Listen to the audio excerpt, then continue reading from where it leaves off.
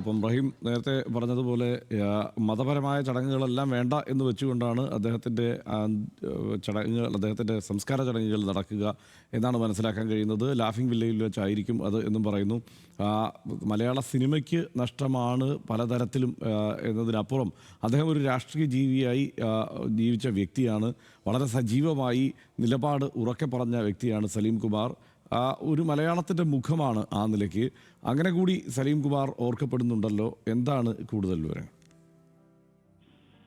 ഹർഷൻ, തീർച്ചയായും അത് തന്നെയാണ്. തനിക്ക് പറയാനുള്ള കാര്യങ്ങൾ അല്ലെങ്കിൽ തന്റെ നിലപാടുകൾ എന്താണോ ആ നിലപാടുകൾ ഉറക്കെ പറഞ്ഞിരുന്ന ഒരു വ്യക്തി കൂടിയായിരുന്നു സലീം കുമാർ. അദ്ദേഹം കോൺഗ്രസിനോട് ചേർന്ന് നിന്ന് പ്രവർത്തിച്ചിരുന്ന ഒരാളായിരുന്നു. അതിൽ പല നഷ്ടങ്ങളും അദ്ദേഹത്തിന് ഉണ്ടാകുമ്പോൾ പോലും അദ്ദേഹം അതിനെ ഒന്നും വകവയ്ക്കാതെ അദ്ദേഹം തന്റെ നിലപാട് എന്താണോ ആ നിലപാടിൽ ഉറച്ചു നിന്നിരുന്ന ഒരു മനുഷ്യൻ അതായിരുന്നു സലീം കുമാർ. പ്രത്യേകിച്ചും നമുക്കറിയാം, മലയാളികളെ ചിരിപ്പിച്ചും ചിന്തിപ്പിച്ചും കടന്നു പോവുകയാണ് അദ്ദേഹം. അദ്ദേഹത്തിന്റെ വിയോഗം ഹർഷൻ സൂചിപ്പിച്ചതുപോലെ തന്നെ മലയാള സിനിമയെ സംബന്ധിച്ചിടത്തോളം നികത്താൻ കഴിയാത്ത ഒരു വിടവ് തന്നെയാണ്.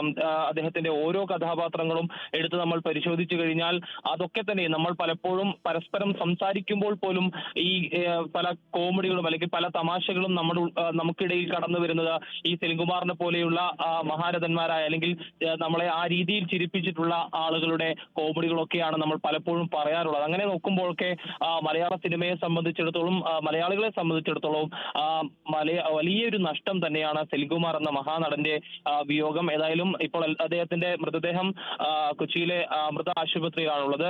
ഏതാണ്ട് 8 മണിയോടുകൂടി അവിടെ നിന്ന് അദ്ദേഹത്തിന്റെ മൃതദേഹം പുറത്തേക്ക് ഇറക്കും. നേരെ പറവൂർ ടൗൺ ഹാളിലേക്കായിരിക്കും കൊണ്ടുവരിക എന്നുള്ളതാണ് നമുക്ക് നിലവിൽ ലഭ്യമാകുന്ന വിവരം. ടൗൺ ഹാളിൽ ഏതാണ്ട് 9 മണിയോടുകൂടി തുടങ്ങുന്ന പൊതുദർശനത്തിൽ നേരത്തെ സൈഫു സൂചിപ്പിച്ചിരുന്നതാണ്, പ്രമുഖ മലയാള സിനിമയിൽ തന്നെയുള്ള പ്രമുഖ ആളുകളൊക്കെ തന്നെയും പറവൂർ ടൗൺ ഹാളിലേക്കായിരിക്കും അദ്ദേഹത്തിന് അവസാനമായി ഒരു നോക്ക് കാണാൻ, അദ്ദേഹത്തെ കണ്ട് അന്തിമോപചാരം അർപ്പിക്കാൻ എത്തുക എന്നുള്ളതാണ് മനസ്സിലാക്കുന്നത്. അവിടെ ഇതിനോടകം തന്നെ സജ്ജീകരണങ്ങളെല്ലാം തന്നെ ഒരുക്കിയിട്ടുണ്ട്. അതിനുശേഷം അദ്ദേഹത്തിന്റെ പ്രിയപ്പെട്ട വീടായ അദ്ദേഹത്തിന്റെ വീട്ടുപേര് തന്നെ ലാഫിംഗ് വില്ല എന്നുള്ളതാണ്. അദ്ദേഹം ഈ സിനിമയിൽ നിന്ന് അല്ലെങ്കിൽ കോമഡി ചെയ്താണ് അദ്ദേഹം ആ ഒരു വീട് നിർമ്മിച്ചത്. അതുകൊണ്ട് തന്നെയാണ് ആ വീടിന് ലാഫിംഗ് വില്ല എന്നൊരു പേര് അദ്ദേഹം നൽകിയെന്ന് അദ്ദേഹം പല അഭിമുഖങ്ങളിലും ഒക്കെ പറയുകയുണ്ടായി. അതിലും ആ വീട്ടിലായിരുന്നു അന്തിമോപചാരം അന്ത്യകർമ്മങ്ങൾ ഉൾപ്പെടെയുള്ള കാര്യങ്ങൾ നടക്കുക.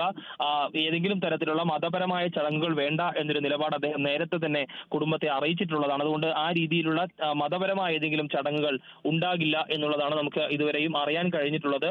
ഏതായാലും മഹാനടന്റെ വിയോഗം മലയാളികളെ സംബന്ധിച്ചിടത്തോളം വലിയൊരു നഷ്ടം തന്നെയാണ്.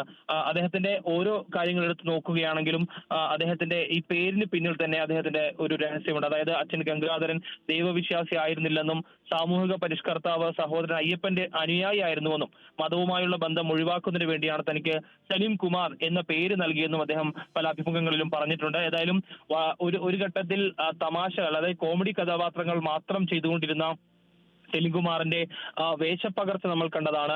അതായത് ആദാമിന്റെ മകൻ അബുവിലൂടെ, അച്ഛനുറങ്ങാത്ത വീട്, ഈ സിനിമകളൊക്കെ പരിശോധിക്കുമ്പോൾ അദ്ദേഹം ഈ കൊമേഡിയൻ മാത്രമല്ല, അദ്ദേഹത്തിനുള്ളിൽ ഒളിഞ്ഞിരിക്കുന്ന കഴിവുകൾ, അദ്ദേഹം ഒരു നടൻ എന്ന നിലയ്ക്ക് അദ്ദേഹം ഒരു പൂർണ്ണവാനായിരുന്നു എന്ന് തെളിയിക്കുന്ന പല കഥാപാത്രങ്ങളും പിന്നീട് നമ്മൾ കാണുകയുണ്ടായി. മലയാളികളെ ചിരിപ്പിക്കുക മാത്രമല്ല, ചിന്തിപ്പിക്കുക മാത്രമല്ല, മലയാളികളുടെ മനസ്സിൽ ആഴ്ന്നിറങ്ങുന്ന പല വേദന നിറഞ്ഞ പല കഥാപാത്രങ്ങളും ചെയ്തതായി നമ്മൾ കണ്ടിട്ടുണ്ട്. അങ്ങനെ തുടങ്ങി ഒരുപാട് കഥാപാത്രങ്ങൾ ചെയ്തിട്ടുള്ള മലയാളത്തിലെ സൂപ്പർ താരങ്ങൾക്കൊപ്പം നിന്ന് അഭിനയിച്ചിട്ടുള്ള, അവരോട് കിടപിടിക്കുന്ന രീതിയിൽ അഭിനയിച്ചിട്ടുള്ള ഒരു നടൻ കൂടിയായിരുന്നു